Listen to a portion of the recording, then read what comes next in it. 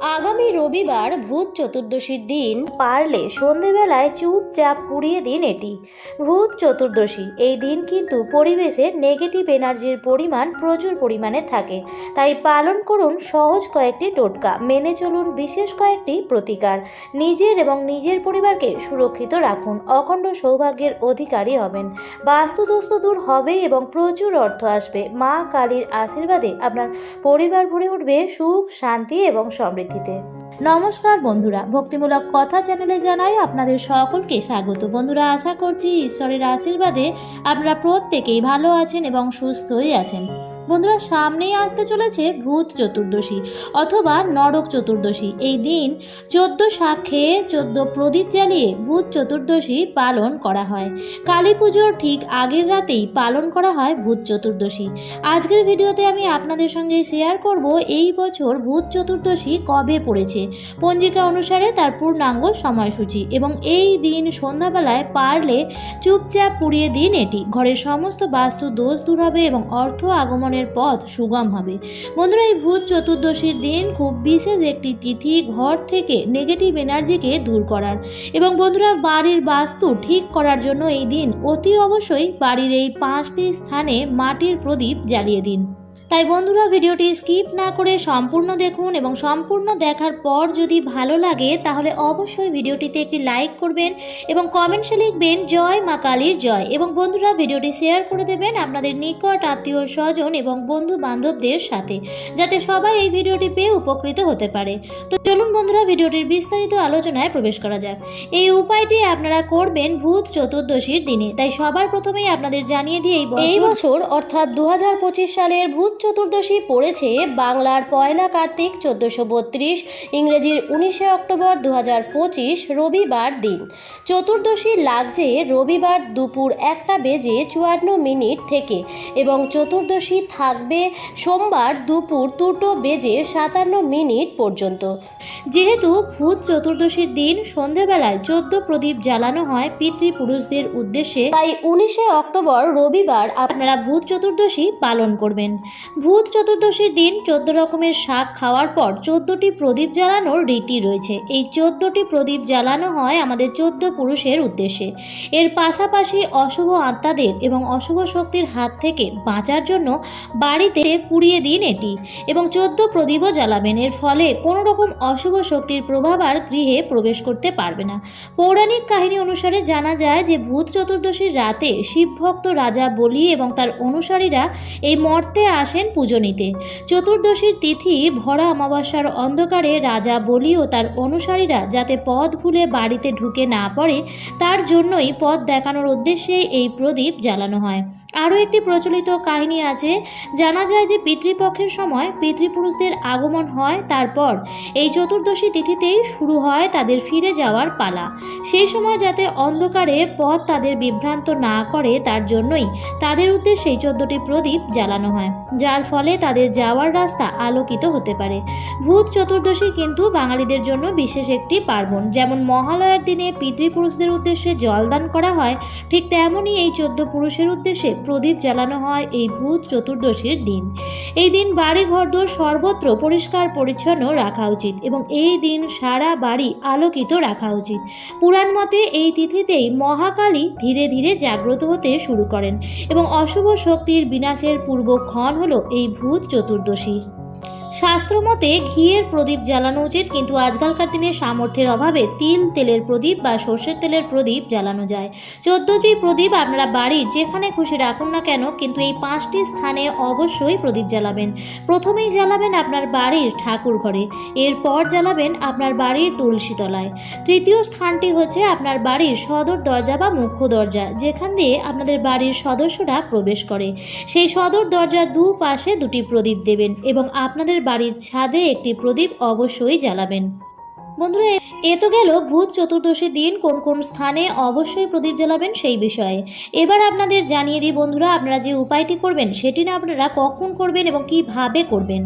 আগেই আমি আপনাদের বলেছি বন্ধুরা, এই দিন ঘর বাড়ি অত্যন্ত পরিষ্কার পরিচ্ছন্ন রাখবেন এবং এই দিন সংসারের মঙ্গল কামনায় হনুমানজির পূজা অর্চনা করবেন। এই ভূত চতুর্দশীর দিন সকালবেলায় স্নান সেরে শুদ্ধ বস্ত্র পরে যখন ঠাকুর ঘরে নিত্য পুজো দিতে যাবেন তখনই এই সামগ্রীগুলি জোগাড় করে নেবেন। পদ্মপুরাণ অনুসারে জানা যায় যে এই ভূত চতুর্দশীর দিন গঙ্গা স্নান করলে নরক দর্শনের হাত থেকে মুক্তি পাওয়া যায়।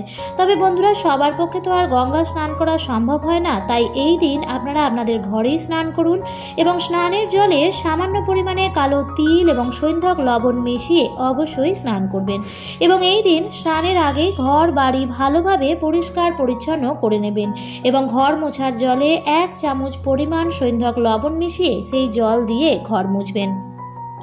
এবং যেহেতু স্নানের আগেই ঘর বাড়ি পরিষ্কার পরিচ্ছন্ন হয়ে যাচ্ছে, তাই স্নানের পর অবশ্যই গোটা ঘরে গঙ্গা জল ছিটিয়ে দেবেন।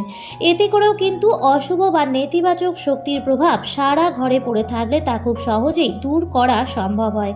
এরপর বন্ধুরা, আপনারা ঠাকুর ঘরে যাবেন এবং ঠাকুর ঘরে যদি মা কালীর কোনো আলেখ্য বা কোনো বিগ্রহ থাকে তাহলে তার চরণের কাছে এই সামগ্রীগুলি একত্র করে রেখে দেবেন।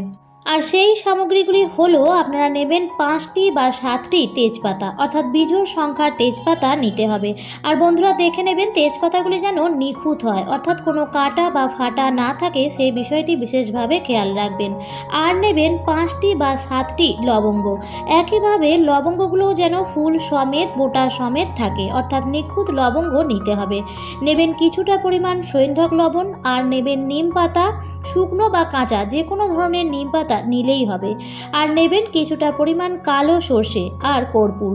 সকালবেলায় যখন আপনি আপনার ঠাকুর ঘরে নিত্য পুজো দিতে যাবেন তখন একটি পাত্রের মধ্যে এই জিনিসগুলি একত্র করে নেবেন এবং আপনার ঠাকুর ঘরে যদি কোনো মা কালীর আলেখ্য বা বিগ্রহ থাকে তাহলে তার চরণের কাছেই সেই জিনিসগুলি রেখে দেবেন।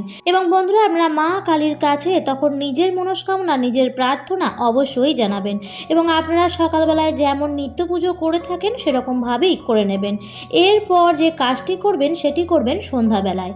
সন্ধ্যাবেলায় যখন আপনারা নিত্য সন্ধ্যা দিতে যাবেন তখন আপনারা ধূপ প্রদীপ জ্বালিয়ে ঠাকুরের আরতি করে নেবেন এবং যেহেতু এটি কার্তিক মাস তাই ভগবান শ্রী হরি বিষ্ণুর বিশেষভাবে আরতি করে নেবেন এবং ভিডিওর প্রথমে আপনাদের যে যে স্থানে প্রদীপ দেওয়ার কথা জানিয়েছি সেই স্থানে প্রদীপ অবশ্যই জ্বালিয়ে দেবেন এবং তুলসী তলাতেও অবশ্যই সন্ধ্যা প্রদীপ দেখাবেন। বন্ধুরা, কার্তিক মাসে তুলসী গাছেরও বিশেষ পূজা অর্চনা হয়ে থাকে। এই মাসে তুলসী গাছের পুজো করলে, তুলসী বিবাহ করলে সমস্ত মনস্কামনা পূর্ণ হয়। সকালে তুলসী গাছে জল অর্পণ করে পরিক্রমা করা উচিত। এছাড়াও তুলসীর দান করাকে সর্বশ্রেষ্ঠ বলে মনে করা হয়। যাই হোক বন্ধুরা, এরপর যখন আপনাদের গোটা ঘরে ধূপ প্রদীপ দেখানো হয়ে যাবে, সন্ধে দেওয়া হয়ে যাবে, তখন আপনারা একটি ধুনুচির মতন পাত্র নেবেন এবং তার মধ্যে একটু নারকেলের ছোবড়া দিয়ে সমস্ত সামগ্রী নেবেন যেগুলি সকালবেলায় মা কালীর চরণের কাছে রেখেছিলেন।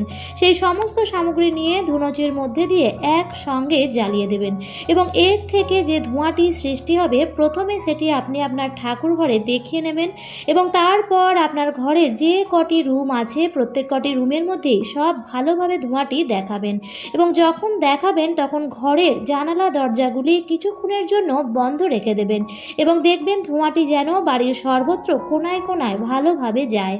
এই ধোঁয়াটি কিন্তু খারাপ শক্তিকে ঘর থেকে দূর করার পাশাপাশি এর প্রভাবে মনের নেতিবাচক চিন্তাভাবনাও দূর হয়ে যায়।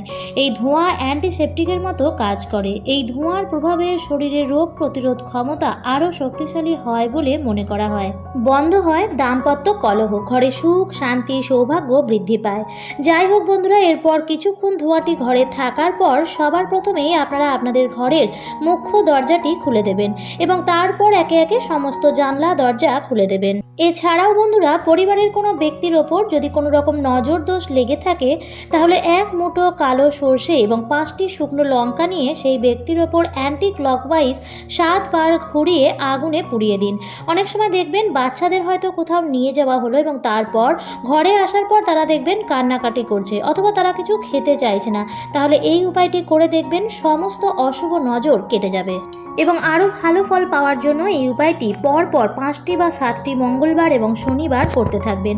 দেখবেন ঘর থেকে সমস্ত ধরনের নেগেটিভ এনার্জি দূর হয়ে গেছে এবং ঘরে সর্বদাই সবার মনেই পজিটিভ চিন্তাভাবনা কাজ করবে এবং অর্থ আগমনের পথ প্রশস্ত হবে। বাড়িতে যদি কোনো অসুস্থ ব্যক্তি থাকে দেখবেন সেও ধীরে ধীরে সুস্থ অনুভব করবে।